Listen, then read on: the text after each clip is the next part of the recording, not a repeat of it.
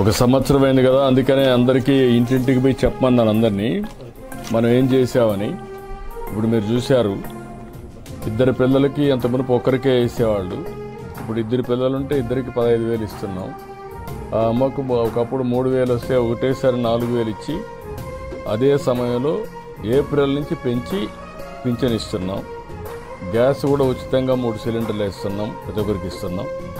ఇట్లా అన్ని కుటుంబాలని బాగు చేయడం కోసం అనేక విధాలుగా సంక్షేమ కార్యక్రమాలు పెట్టాం. శాంతిపురంలో కూడా ఒక అన్నా క్యాంటీన్ పెట్టాం, పేదవాళ్ళందరికీ భోజనం పెడుతున్నాం. మన కాన్స్టిట్యున్సీ కూడా అనేక అభివృద్ధి కార్యక్రమాలకు శ్రీకారం చుట్టాను. అవన్నీ కూడా అవుతాయి. అవన్నీ అయితే ఇలాంటి పిల్లలందరికీ ఉద్యోగాలు వస్తాయి.